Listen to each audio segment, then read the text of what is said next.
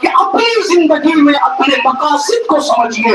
ہم اور آپ اگر اسلام کی زندگی چاہتے ہیں تو ہمیں اور آپ کو دین کے لیے وقت نکالنا پڑے اور دین کے قلعے کی حفاظت بھی کرنی پڑے گی. اور جو ان قلعوں کے محافظ ہیں ان علماء کرام کا بھی خیال کرنا پڑے گا اور محافظین کو بھی چوکنا رہنا پڑے گا. اب وہ پرانا ٹائم چلا گیا, پان کھایا اور بھول کے پھر کے چلے آئے. اب وہ وقت چلا گیا. اب آپ غلط مسئلہ نہیں بتا سکتے, اس لیے کہ آپ غلط مسئلہ بتاتے بندہ گوگل کر کے صحیح مسئلہ نکال لیتا ہے اور کہتا ہے ہمارے ذمہ دار آدمی نے بتایا غلط.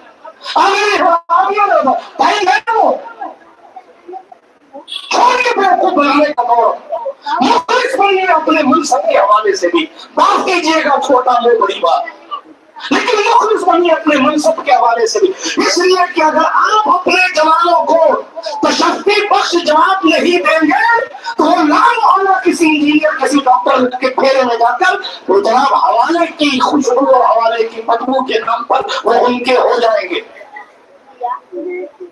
اس لیے دین کو عام کرنے کے لیے کوئی چیز بتانے کے لیے آپ اس کو جانیں گے تب تو بتائیں گے, کسی چیز پر عمل کرنے کے لیے آپ جانیں گے تب تو عمل کریں گے. تو اس لیے عمل کرنے سے پہلے بھی علم ضروری ہے, لوگوں کو بتانے سے پہلے بھی علم ضروری ہے. لہذا علم حاصل کیجیے, ایجوکیشن حاصل کیجیے. آپ کا دین آپ نہیں پڑھیں گے تو کوئی سیاسی پارٹی پڑھنے نہیں آئے گی. یہ آپ کا ہمارا کام ہے کہ ہم قرآن کی آیات کو پڑھیں, قرآن مقدس کی وہ آیات بالخصوص جن پر دشمن اعتراض کر رہے ہیں ان کی صحیح ڈیفینیشن کو اثر کریں, یاد کریں. جن پر دوسرے مدعے کے لوگ جن دوسری آیتوں کو کسی اور پر چسپا کر رہے ہیں ان کی ڈیٹیل, ان کی تفصیلات, ان کی تفاصیل سے واقعیت حاصل کریں. یہ قرآن مقدس نے کہا جو میں نے خطبہ مسونہ کے بعد آیت کا ٹکڑا پڑھا, اے لوگوں اللہ بلند کر دیتا ہے تم میں سے ایمان والوں کو اور ان لوگوں کو بلند کرتا ہے جن کے پاس علم ہوتا ہے. اس لیے بلند درجے والا بننا ہے تو پڑھا لکھا بنیے, علم والا بنیے. اور یہ بھی ایک لفظ چل رہا ہے, معاف کیجیے گا, کہ بھائی پڑھنے لکھنے کا کام تو مولوی صاحب کا ہے اور پیر صاحب کو سورہ فاتحہ پڑھنے بھی نہیں آتی. پیر صاحب سے مرید مسئلہ بھی نہیں پوچھ سکتا. کیوں نہیں؟ ہم پیر ہیں نا, مولوی تھوڑی نہیں. ارے سارے مسائل نہیں آتے حضرت, ہر دارالفتہ نہیں ہے آپ, ضروری مسائل کو تو علم میں رکھنا ضروری ہے. کم سے کم ضروری مسائل نہیں تو معتقدات جو عقائد ہیں ان عقیدوں کے حوالے سے تو آپ کا مضبوط رہنا ضروری ہے.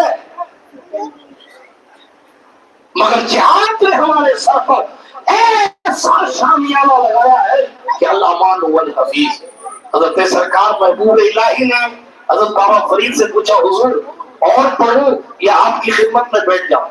عالم بننے کے بعد پوچھا, دستار ہونے کے بعد پوچھا. اور دستار آپ تو پگڑیاں عام ہے میرے بھائی, آپ سرکار سلطان المشائخ سید محمد احمد نظام الدین محبوب الہی کی زندگی پڑھو, ان کے پاس پگڑی نہیں تھی کہ جو دستار میں باندھی جائے.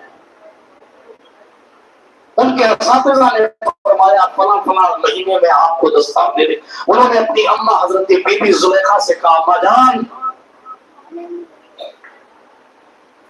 اساتذہ نے پگڑی مانگی ہے سر پر باندھنے کے لیے.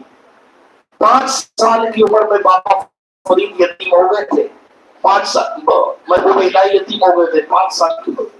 آپ کے والد کا انتقال تقریباً 5 سال کی عمر میں ہو گیا. آج لوگ کہتے ہیں بیٹے نے باپ کا سایہ نہیں پایا اس لیے بگڑ گیا.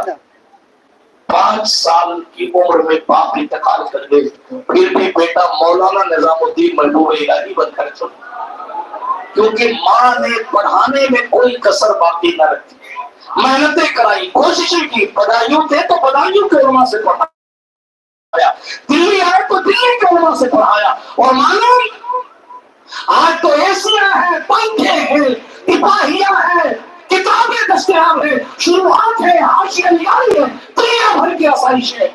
اس دور میں جا کر پڑھیے, محبوب الہی نے خود لکھا میں اس دور سے بھی گزرا ہوں کہ میرے گھر میں کھانے کا کچھ نہیں ہوتا, کھانے کا کچھ نہیں ہوتا, اور ماں کی زبان پر کبھی شکوہ نہیں آتا.